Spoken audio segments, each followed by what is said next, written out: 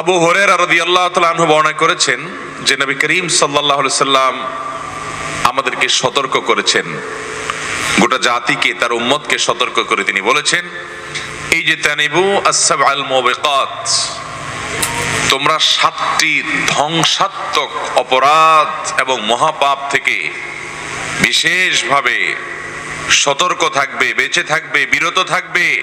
কোন অবস্থাতেই এই অপরাধগুলো যেন তোমাদেরকে স্পর্শ না করে, এগুলোতে যেন তোমরা লিপ্ত না হও, এ ব্যাপারে তোমরা সাবধান থাকবে এবং এগুলো থেকে দূরে থাকবে, যতজন দূরে থাকবে।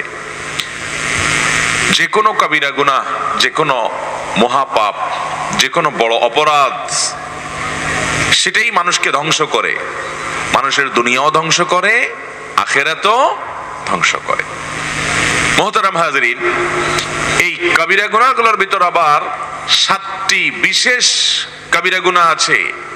এগুলো হলো মুহলিকাত, মানুষকে ধ্বংস করে দেয়, ইমানদারকে শেষ করে দেয়, ধ্বংসের দ্বারপ্রান্তে নিয়ে যায়। এই ক্ষতি পোষানো কঠিন হয়ে যায় যদি অপরাধগুলো মানুষ করে ফেলে।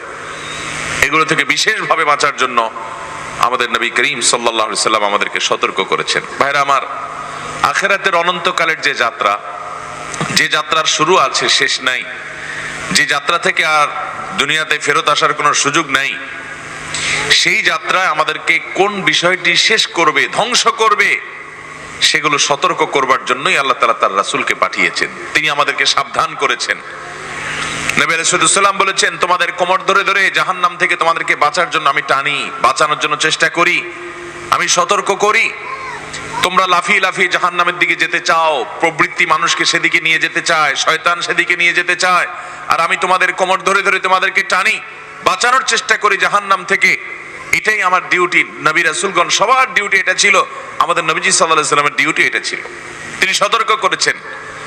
জ্ঞানী এবং বুদ্ধিমান, সৌভাগ্যবান, কপালওয়ালা মানুষ তারা, যারা নবী করিম সাল্লাল্লাহু আলাইহি সাল্লামের এই পথ নির্দেশগুলোকে সিরিয়াসলি নিয়েছেন, এগুলোকে গায়ে মেখেছেন, এগুলোকে আমল করেছেন, নিজের জীবনকে সেভাবে সাজিয়েছেন।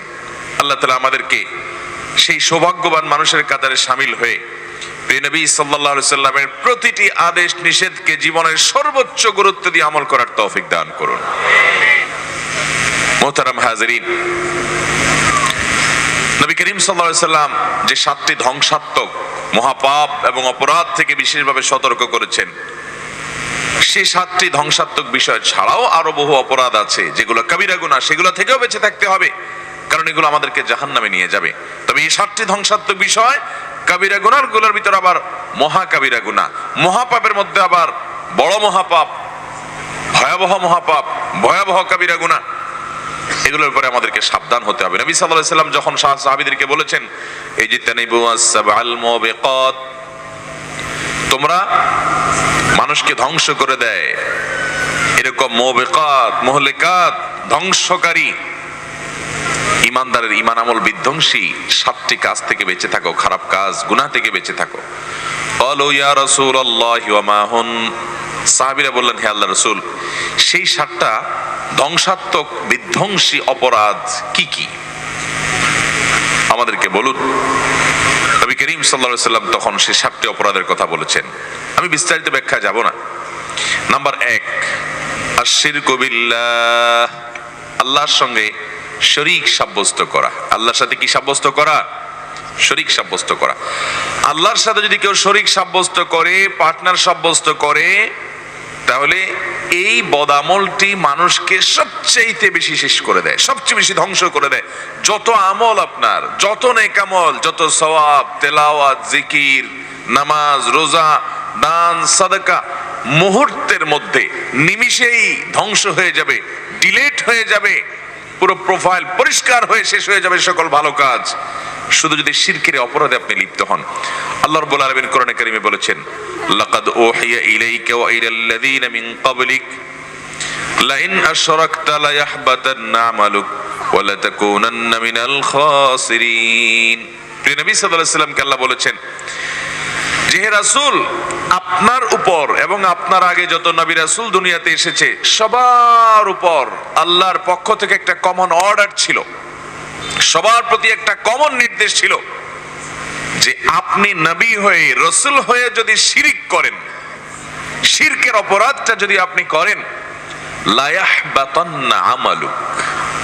আরবি গ্রামারের ছাত্ররা জানেন লা ইয়াহবাতান্না, লামে তাকিদ নুনে তাকিদ সাকিলা বলা হয় আরবি গ্রামারের ভাষায়। অর্থাৎ এখানে আল্লাহ রাব্বুল আলামিন তিনটা তাকিদ দিয়েছেন, একটা লাম, একটা নুন, আবার নুনের মধ্যে আবার ডাবল নুন। এই তাকিদ গুলো দিয়ে, লাম দিয়ে, নুন সাকিলা দিয়ে, এই উভয় রকমের তাকিদ দিয়ে আল্লাহ তাআলা বলছেন যদি আপনি শিরকে লিপ্ত হন। নবী হওয়ার পরে আমাদের নবীজি সাল্লাল্লাহু আলাইহি সাল্লামকে বলতেছেন আমরা কোথায়, ওনাকে আল্লাহ বলতেছেন আপনি যদি শিরক করেন, লাইন আশরাকতা, এটা শুধু আপনার বেলায় না, সকল নবী রাসূলকে আমি বলে দিয়েছি, যদি শিরক করেন আপনি নিজে, লা ইয়াহবাতান্না আমালুক, তাহলে আপনার আমল, আপনার কর্ম, যত ভালো কাজ করেছেন এগুলো অবশ্যই অবশ্যই বরবাদ হয়ে যাবে, শেষ হয়ে যাবে, নষ্ট হয়ে যাবে, ধ্বংস হয়ে যাবে, কোনো আমল আর থাকবে না, সব বরবাদ হয়ে যাবে। শুধু শিরকের অপরাধ করলে নিমিষের শিরক আপনার সকল আমল বরবাদ করে দেওয়ার জন্য যথেষ্ট হবে।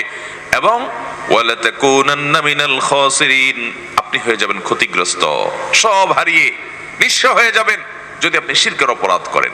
মুহতারাম হাজিরিন, আমাদের মুসলমানদের মধ্যে অনেক মুসলমান আছেন যে এরকম শিরকে লিপ্ত হয়ে তার সকল আমল বরবাদ করে ফেলেন।